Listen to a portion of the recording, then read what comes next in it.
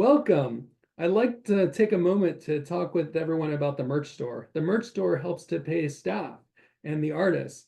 I'd greatly appreciate it if you would come check it out. There's also some really cool merchandise that you might like, and it supports the writers. When somebody sees the name of the book on merchandise, they're going to check out the book, and then they're going to check out the writer's work. And so the writers' names will spread more and more, and maybe they'll get more fans. And that's kind of my hope for this merchandise, that it gets out there and helps. So anyway, without further ado, I'd like to take a look real quick before we get started with today's special guest. So as you can see, I got a Redbubble page, and on that Redbubble page, there's going to be a link in the description. You can see different variations of Book of 42 Squared. So that's the impact title part. The full title of the book is, of course, 42 Stories Anthology Presents, Book of 42 Squared. To get the full thing of that, you can go to this logo, which has the whole thing on there. It's harder to see because of the camera, but if you go to the site, you can kind of close up to it. This says Book of 42 Squared, and here it says 42 Stories Anthology Presents. So you get all of it with this design. And what I recommend doing with each of the designs that are available on Redbubble is that you go view this design on the products available, and so that you can see all of them. You can see that there's like a mouse pad, hats. What else? There's a pet blanket that's really cute, and also, yeah, these are cute as well. What I like is the hat here. I think it came out really well. The shirts are neat too. And what else is kind of neat? There's a lot of stuff. There's a laptop sleeve. Somewhere in here there's tapestry. Now, what I read up about the tapestry that Redbubble sells is that it's kind of like a towel.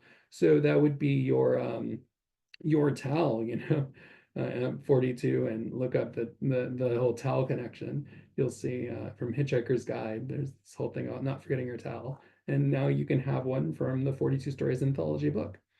There's cup holsters, blanket, bags, and the mugs are pretty cool. There's also a tall version right here. There's a lot to see on this site, and I hope that you'll come and check them out, check out all the designs. I'm going to continue adding more, I'll make announcements about that. Okay, without further ado, let's get to our special guest. So, welcome.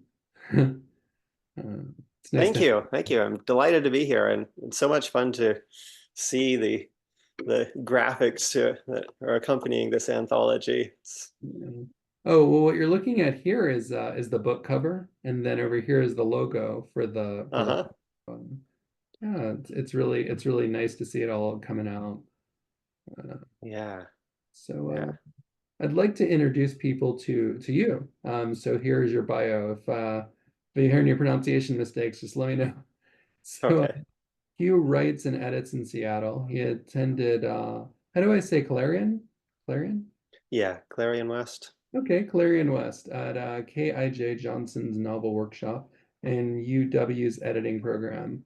Huw co-edited the anthology Pocket Workshop and co-published Ex Marginalia. Marginalia? Yes. All right. He's working with three others to start a new small press, Homeward. And for And those, that was 42 words. yeah, that was 42 words perfectly. But let's go on with your interview. Where are you located? Well, I home is Seattle, Washington. Right at the moment, I am in Olympia, Washington, which is south of Seattle, hour-and-a-half drive. But yes, home is Seattle and has been for quite some time. Okay. So where's your usual writing space? Probably looks a lot different than this. Well, I keep tending toward that. I have installed built-in shelves and a built-in desk across one wall. It's a standing height desk, though. There's a little room off the side of my bedroom at home that has nice windows looking out into trees. And when we arrived at this home 4 years ago, I saw this space and thought, oh, this is the perfect study. And so I've been slowly making it so. Yeah, well, But You know, when I'm sorry, oh, I was just going to say when I'm actually deep in a project, it doesn't matter where I am. If a project really has grabbed me, I can be sitting anywhere writing. So Yeah. uh, Oh, that's where I was going with my next statement. I was going to say, I guess with your experience, it's probably anywhere you are. So, yeah, you're really good. yeah, yeah. But the flip side of that is that some writers, I feel like they have taught themselves to get into the writing mode very efficiently Mm, um, when writing's associated with one specific place. And I've never developed that. So even though I have a dedicated study for writing, whatever, I don't it's not enough to turn on the writer in me if mm. it's not already on. So Yeah, well, for some writers, having a routine, like where they're always doing it in the same place, it can lead to a lack of creativity. So, if anything, it's good to get out of your shell, yeah, with writing. yeah, yeah, no, I tend to agree in general. But speaking of your writing, who is your target audience? And pardon the pun with the owl and asking. Yeah. Uh, well, so I guess it varies by project. The project I'm currently working on, I'm revising a novel that I finished drafting about a year ago. And I wrote it very specifically for my two children, Oh, who at the time were 7 and 10. So, and I had heard a piece on NPR about Kenneth Graham writing Watership Down and how it started as a series of stories that he told his kids on long road trips, and and then they convinced him to write these down, and it turned into this novel. And I heard this and just kind of sparked something. It's like, oh, I have a very limited window of time during which I can write children's literature for my children while they're children. mm, And I had never really um, written for kids before, but in some ways it was certainly the most fun I've ever had writing, and in some ways it was the easiest for me to ever get the words out because the whole time I knew exactly who I was writing for, uh, and I know what my kids like, and so it just kind of all flowed out, and I had this audience right there that every time I finished a chapter, I could read it aloud to them, get their feedback. They'd say, "Oh, Dad, that one was kind of long. Could we skip over that part?" It's like, "Oh, okay, now I know what to cut." mm, And they had questions for me that I never would have thought of that really helped with the writing.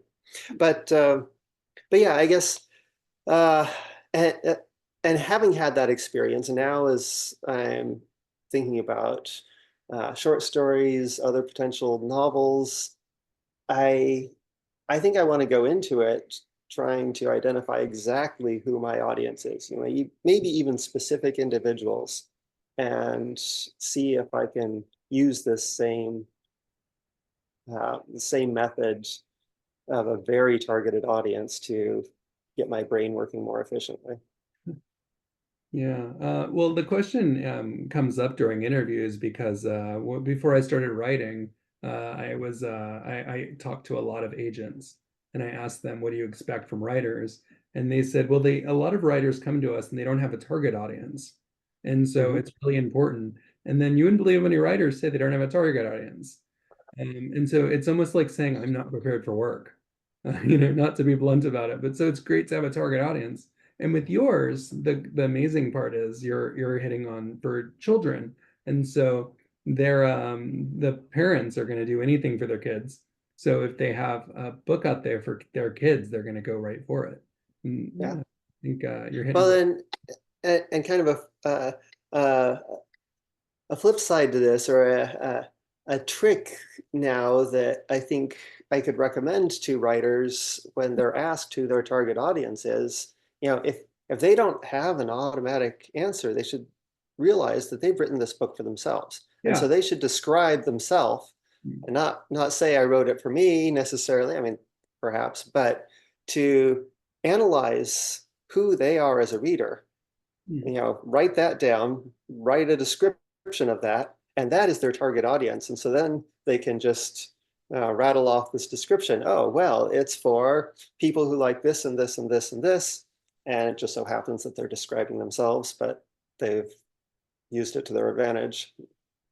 Yeah, definitely. If they're a 20-year-old college student, their answer to that question should be it's for 20-year-old college students who like sci-fi. Something like Mm-hmm. that. You're absolutely right. Totally agree. Um, so let's continue on with about your writing. Is there something that appears in your writing that perhaps you want the human race to stop doing, and maybe it's a subtle thing that you point in your stories? Yeah, well, when I was thinking about this question, there are lots and lots of things that I wish the human race would stop doing. But one thing that I keep seeing, I live in really kind of generally pleasant residential neighborhood within the city of Seattle, and one of the things that I love about it is that there are still a lot of trees and small houses, and it's not quite as overbuilt as a lot of areas. But increasingly, small houses are getting taken out, and trees are getting cut down and replaced with these enormous, ugly houses. And it's not even a matter of, putting in multifamily dwellings or apartment buildings to actually address housing crisis in Seattle. It's just people, individuals and single families putting in these huge monstrosities and sacrificing trees for them. And and every time another tree disappears, it's just like kind of heartbreaking. Um, and and so no, I didn't overtly uh, discuss trees and uh, kind of sacrificing them for human convenience in my most recent novel, but there was a lot about trees in general. It's mostly set in a more rural area, actually based on where my parents are currently living down on the Chehalis River. Um, so there was a lot about trees, but not specifically about humans taking them out. That might happen sometime. And I feel like Richard Powers' book, The Overstory, uh, said so much of what I would want to say, and so much better than I could ever say it, then that I'd have a hard time coming up with something specifically about trees anytime soon. The Overstory, I'll have to check that out. But what I'm hearing is also that let me know if I'm wrong, but that you're saying humans should really look at individually their footprint in the world. Yeah, yeah, and what anytime we're disrupting kind of the land, the natural occupants of the land, whether that's indigenous people, whether that's animals, whether that's trees, other plants, uh, you gotta really ask whether the value of what we're proposing doing in this space outweighs the value of what's there already. And uh, yeah, it's not an easy question to answer much of the time, but I think too often it's not even asked. Yeah, and so it's great when it appears in writing. Um, does anything inspire you in your writing? For example, do you listen to music or watch anything? Uh, I do. I love watching movies, and I watch some shows as well, series, and I listen to a lot of music. Um, I don't I don't watch things while I'm writing. I know a lot of people who do. They'll have the TV on and and that works for them. For me, that's too distracting. Um, I find more often that, watching things, it's especially when my mind wanders while I'm watching things or listening to audiobooks.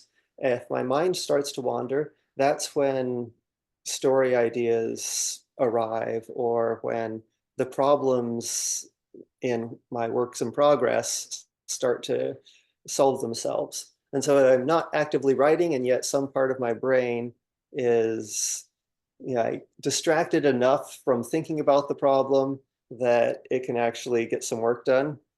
And then I'll realize, oh, I haven't been paying attention to this movie, or I haven't been tracking what's going on in this audiobook. Where was my mind? And then I realized, oh, I know where it is. It's on this story, and I just figured out how to make this thing happen. So in that way, yes, movies and TV inspire me.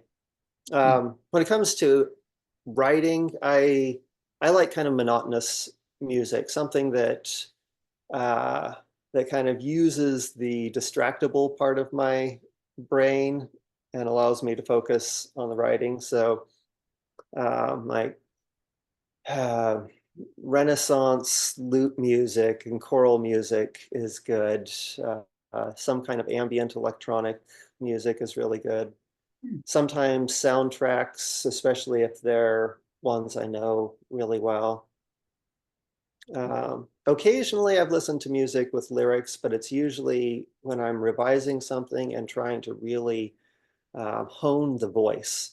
Yeah. Like my the previous novel I drafted, also not published, but it was first person POV, and it was this angry young woman um, dealing with a lot of relationship stuff with her parents who grew up in the 80s, and so she's trying to understand them in part through their musical tastes, and so I was listening to a whole lot of angry 80s uh, women rockers, and so it was all music that I knew really well, so it wasn't as distracting, and yet it helped me focus the voice that I was looking for. Yeah. That's that's kind of how Hemingway would find voices. He'd listen to people and then he'd capture their voices in his stories. So yeah, I think you're doing something similar in a unique way with music. Um, but oh, speaking of kind of like writers like Hemingway, is there like an author out there who you'd want to meet deceased or living? Well, uh, and I still regret not having met Ursula Le Guin while she was alive. She's not Okay. not that I necessarily had the oh yeah had the opportunity, but she was in Portland, so not that far away, and there were a couple times when there were readings or events that I could have driven down for, and for whatever reason I didn't. But yeah, she's somebody who I greatly admire as a person, as a writer. I find I find reading her work to be uh, hard work in a way, but rewarding hard work. It's I I don't listen to her books as audiobooks because I feel like I need to focus on every line as I'm reading it. And yet if I take the time and put in the effort, then every line is thoroughly rewarding. Um, so and just based on the interviews I've seen of her, the recordings of talks she's given, I think yeah, she'd be a wonderful person to talk to. And so Yeah. yeah, Yeah. Those are great. but there are lots. Um, so her inspirations were pretty vast. What are some of yours? Your Hmm, inspiration is, my inspirations. yeah, like you're right. Like I'll narrow it down. Like when it comes to writing, what inspires you? Often it's the things I've been reading. Um, Hmm. so, especially if it's something new and surprising to me, like some new ideas or a new way of structuring something, or a really fresh novel metaphor that I haven't encountered before. And and when, you know, when I discover something like this, it like reminds me that, oh yeah, there are different ways to do things. There's still a reason for me to write, even though there's already so much amazing literature out there. So much of it I haven't even touched, don't even know about. Um, so that's one of the barriers for me to writing, is this feeling like, oh, it's there's just so much out there. Why why should I bother contributing to this field when I could just sit around and read for the rest of my life and be really happy doing that? But Mm. then occasionally I hit on something that just like, boom, this is amazing, this is fresh, this is beautiful, and I wonder if I could do something fresh and beautiful. And if I maybe I never will, but if I don't spend some time writing, I certainly never will. So that, yeah, yeah, literature more than anything inspires me to write. Hmm. Well, as someone who also co-runs a workshop, what are ways that you hear about overcoming writer's block, or what's some advice you could give about that? Ah, yeah. So yeah, I've heard heard a lot of conflicting advice about writer's block. In fact, there's one convention I attended, which Eileen Gunn and Nancy Kress were on a panel specifically about writer's block. And Eileen Gunn has all of these wonderful uh, stories about overcoming writer's block and different techniques and different people she's talked to about it. And Nancy Kress says that she doesn't really believe in writer's block. And Hmm. and has, then she backs that up with, sound evidence of why it's not blockage, but other thing. So whatever. I For me, I think I define writer's block as just not being able to write what you want to be writing when you want to be writing it. And there can be lots of different reasons for that. Assuming it's not just logistical barriers, then for me, if I'm in a place where I want to be writing and it's not coming, then I tend to think that that is just me not being ready to write that thing, and that it's a signal to me that I need to allow myself to write something else or do something else creative. Hmm. And so maybe if the writing isn't coming, it means I need to be drawing that day, or painting, or um, I need to go out to the shop and build something out of wood. And like uh, and and often for me, doing something else creative then does sort of unlock the writing channels. And when I sit down again to write, words can come. But I think, lots of people have talked about sort of the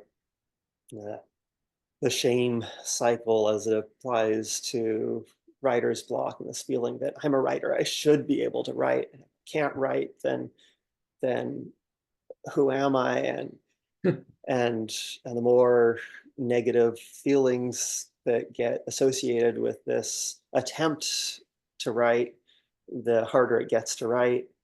And so I guess, yeah, what I tell people, what I've heard other writers tell people, is just, accept that this is part of being a writer, and even embrace it. Recognize that this is part of your brain and your body too, probably. And that,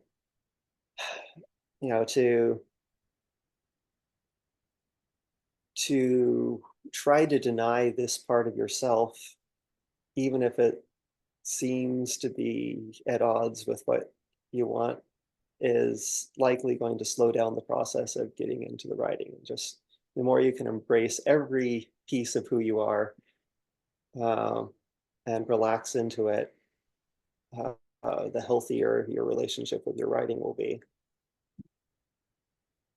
So what I'm hearing is kind of don't force it, let it be natural, and if it's too hard, then take a break and do something else. Is that right? Yeah, yeah. I mean, if, and and I guess also the question to ask yourself is, well, why do I want to be writing? What is it that I want to achieve? And is it is it so important that I should be torturing myself if there's some part of me that isn't ready to be writing? This is, like, yeah. So so I think a healthy relationship with writer's block, um, is part of just being a healthy person, a healthy writer. Um, just, yeah, relaxing into it, accepting it, and letting it pass when it's ready to go. Yeah, wise words. So, wise words from the judge of the Dystopia Utopia chapter, by the way. That was so much fun. I loved reading those stories. Thank you for reading those stories. The writers were really grateful, and I was as well. And yeah, it was a pleasure getting you to judge it.